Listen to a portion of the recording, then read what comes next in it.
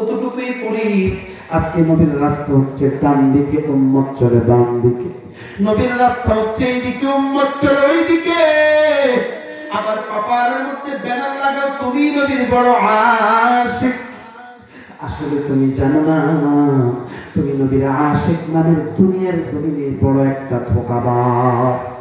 যদি তুমি নবীকে ভালোবাসো, এরে আল্লাহর গোলাম, দুনিয়ার মধ্যে মানুষ মানুষকে ভালোবেসে তার কথায় উঠে আর বস।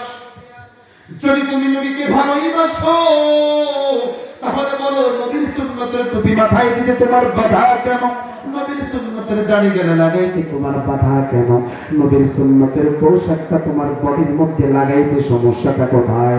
যদি তুমি নবীকে ভালোবাসো, নবীর সুন্নত মোতাবেক তুমি চলবা, নবীর সুন্নত মোতাবেক তুমি আমল করবা। নবী যেমন ভাবে চলেছিল তুমি এমন ভাবে চলবা। নবী যেই থিওরিতে ঘর সংসার চালাইছিলেন, ব্যক্তি জীবন চালাইছিলেন, তুমি ওই থিওরিতে ঘর সংসার চালাইবা, ব্যক্তি জীবন চালাইবা। কিন্তু তোমার মধ্যে নবীর একটা আদর্শ পাওয়া যায় না। আবার তুমি নিজেকে নবীর বড় আশিক বলে দাবি করো। আসলে তুমি নবীর আশিক না, তুমি নবীর আশিক নামের দুনিয়ার জমিনে বড় একটা ধোঁকাবাজ, ঠিক কিনা? ভাইরা আমার, আল্লাহ পাক রব্বুল আলামিন কুরআন কারীমের মধ্যে জানা দেন, ইয়া আইয়ুহাল্লাযীনা আমানু আতিউল্লাহ ওয়া আতিউর রাসূল। আল্লাহ বলেন কি গোলাম, আমার আনুগত্য করো এবং নবীর আনুগত্য করো। এই সত্যিকারের মুসলমান একটু আওয়াজ দিয়ে বলেন তো, এখন যদি কেউ আল্লাহর আনুগত্য করে কিন্তু নবীর আনুগত্য না করে, বলেন এটা কি আল্লাহর আনুগত্য করা হবে?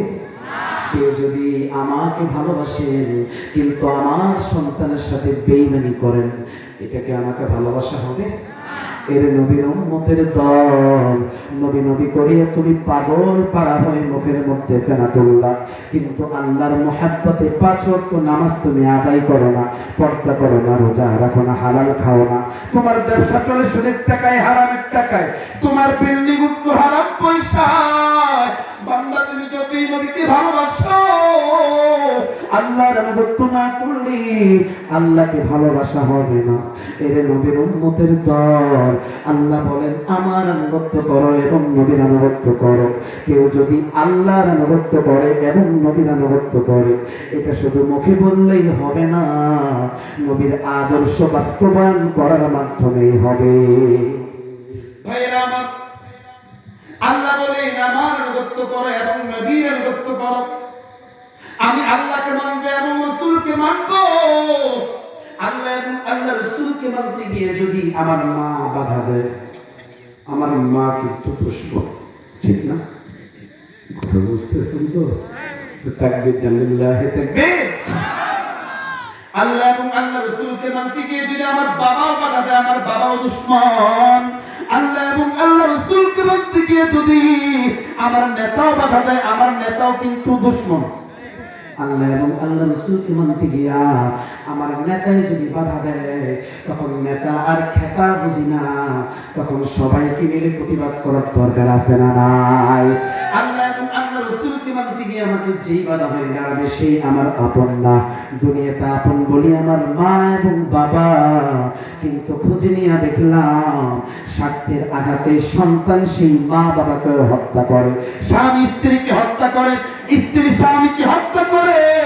এরকম ঘটনা আছে না নাই? কোথায়? আমেরিকা, লন্ডন, ইউরোপে, আমার সোনার বাংলাদেশে আজকে স্বামী স্ত্রীকে হত্যা করে, স্ত্রী স্বামীকে হত্যা করে। সন্তান বাবার কাছে নিরাপদ নয়, বাবা সন্তানের কাছে নিরাপদ নয়। এর কারণ কি জানেন? একমাত্র মুসলমানের ঈমানটা দুর্বল থাকার কারণে। আর আজকে মুসলমান ঈমান দুর্বল থাকার কারণে ফিলিস্তিন মার খাচ্ছে, ইরাক মার খাচ্ছে, ইরাক মার খাচ্ছে, মায়ানমার মার খাচ্ছে, এমনকি আমাদের বাংলাদেশের মুসলমানরা লাঞ্ছিত হচ্ছে, অপমানিত হচ্ছে, ঠিক না? একমাত্র মুসলমানের ঈমানটা দুর্বল থাকার কারণে। আপনারা মনে করছেন মায়ানমার তার মাইথিল আমাদের বাংলাদেশে এমনিতে আসছে, বিষয়টা আসলে এমন না। মায়ানমারে এদের যখন ঈমানটা এরা দুর্বল করে ফেলেছে, তখনই এরা মার খেয়ে আমাদের এই দেশে আসতে বাধ্য হয়েছে। আল্লাহর ইমাম আবুল হাসান আলী রাহমাতুল্লাহি আলাইহি, তিনি মায়ানমার মুসলমানদেরকে একটা ভবিষ্যৎবাণী করেছিলেন অনেক আগে। এই মায়ানমার মুসলমান তোমরা যদি তোমাদের ঈমানকে মজবুত রাখতে চাও, ঠিক রাখতে চাও, তাহলে কোরআন থেকে দূরে থাকবে না। তোমাদের ঈমানটা মজবুত রাখতে হলে কোরআন থেকে দূরে থাকবে না। ঈমানটা কোনোভাবে দুর্বল করার সুযোগ নাই। তোমরা যদি ঈমানটা দুর্বল করে ফেলো, তোমাদেরকে এক সময় ইমানদার বৌদ্ধ খ্রিস্টানরা তোমাদেরকে মারতে মারতে এই দেশ থেকে তোমাদেরকে তাড়া করবে। কত আগে তিনি ভবিষ্যৎবাণী করেছিলেন, আজ সেই ওই ঘটনাগুলোর সাথে মিলতেছে। আমার কথা যেখানে সেটা হচ্ছে, মায়ানমার তার মালিকই আমাদের দেশে আসতে পেরেছে, সুযোগ পেয়েছে, সুযোগ দিয়েছি আমরা, কিন্তু আমরা যখন ঈমানটা দুর্বল করে ফেলবো, আমাদেরকে কিন্তু মায়ানমারা জায়গা দিবে না। আমরা যখন মার খেয়ে এই দেশ থেকে পালাতে চাইবো, পালানোর কোনো সুযোগ আমাদের নাই, কেউ জায়গা আমাদেরকে দিবে না। সুতরাং মার খাওয়ার দরকার নেই এদের মতো, ঈমানটা আগে আগে মজবুত করেন। ঈমান যদি দুর্বল করে, এরা যা যা খেয়েছে এদের চেয়ে আমাদের আরো ডবল খেতে হবে। সুতরাং আমাদের দেশে আরো বেশি শত্রু হবে, মুসলমানের শত্রু আরো বেশি। তো ঈমানটা হুজুর মজবুত রাখবো কেমনে? সিস্টেমটা কি? বলে ঈমানটা যদি মজবুত করতে চান, আমাদের তো আজকে ঈমানের ব্যাটারি চার্জ ডাউন হয়ে গেছে, এটা যদি একটু ডাউনটা উঠাইতে চান, চার্জ বাড়াইতে চান, ওলামায়ে কেরাম, আল্লাহ ওয়ালা, পীর মাশায়েখ, বুজুর্গদের সাথে সম্পর্ক লাগান। আর আপনার যে আলেমকে ভালো লাগে তার সঙ্গে সম্পর্ক লাগান, দেখবেন আপনার ঈমানের ব্যাটারির চার্জ বাড়তে থাকবে। গলিস্তাকে তাদের মধ্যে আল্লামা শেখ সাদি রহমাতুল্লাহি আলাইহি একটা ঘটনা বর্ণনা করেছেন। মুরব্বি মুরব্বি মুরব্বি কি রাতে ব্যস্ত? আচ্ছা, তো আর কোনো উঠেন না, ওটার কোনো সুযোগ আছে নাকি? আর কোনো ওঠার সুযোগ নাই।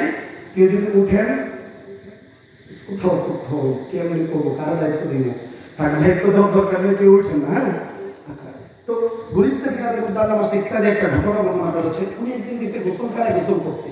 বাবারা, ভাইয়েরা, কষ্ট হচ্ছে? আচ্ছা, তো উনি গোসলখানায় গিয়ে ওনার নাকে সুন্দর ফুলের ঘ্রাণ আসতেছে। উনি খুঁজতেছেন কিন্তু ফুল গাছ পাচ্ছে না, ঘ্রাণটা আসতেছে কোত্থেকে।